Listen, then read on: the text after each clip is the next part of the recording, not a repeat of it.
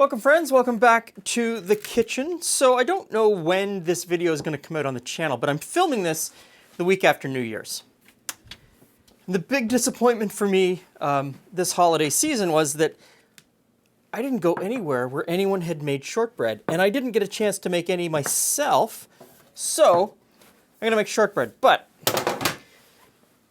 since I've made shortbread so many times, and I've done so much research on true Scottish shortbread in my cookbook collection, going back to the 1700s, and I've read Scottish manuscript recipes going back into the 1600s.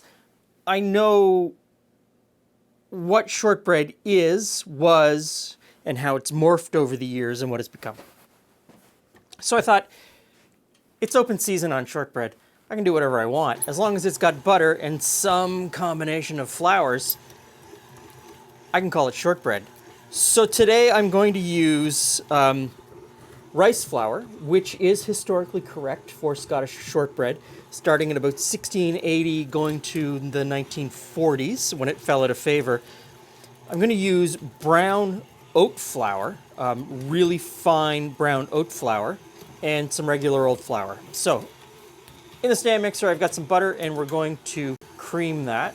And now that butter is softened up, I'm going to add in some super fine sugar.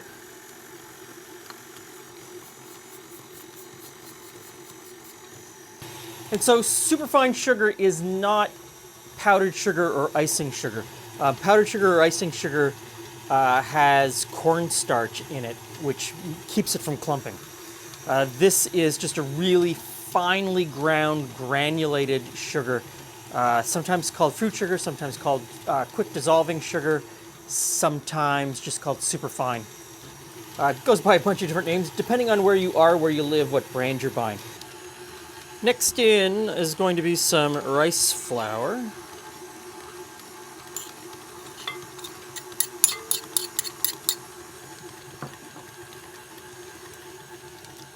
And then the oat flour.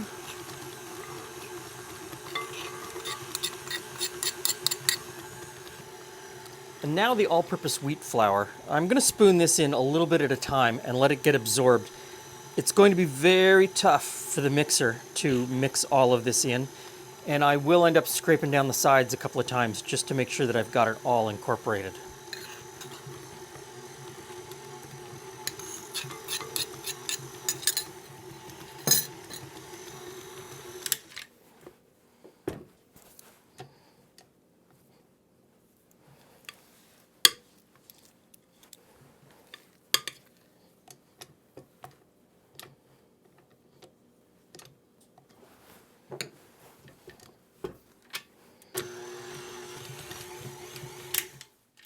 Okay, I think that's it. So let's get rid of the mixer.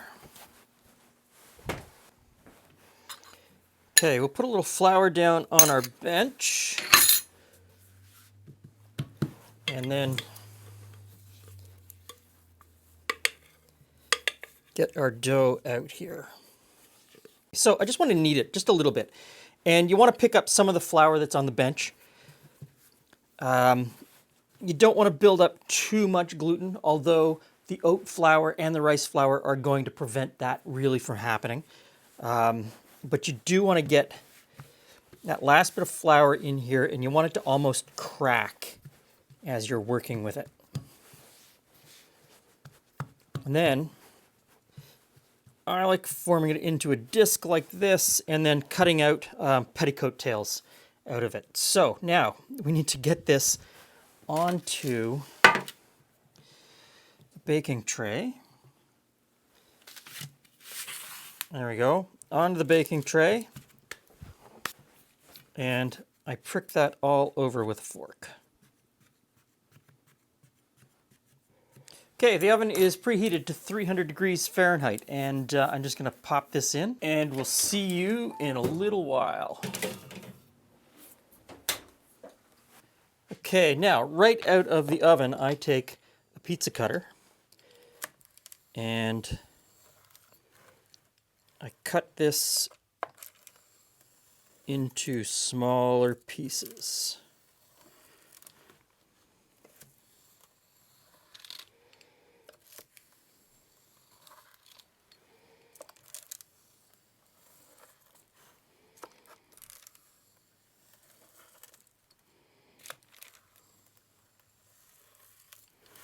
There we go.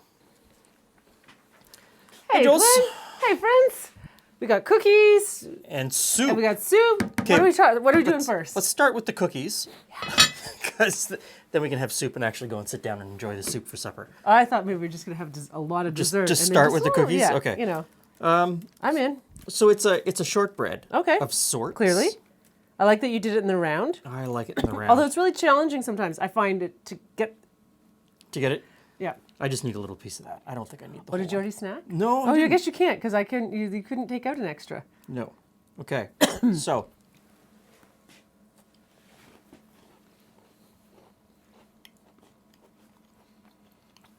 Okay, so there's lots of ways to make shortbread, and how they are in the tongue depends on the flour. Doesn't feel like it's the rice flour version. It is rice flour. Okay, but what's the other content? Oat flour.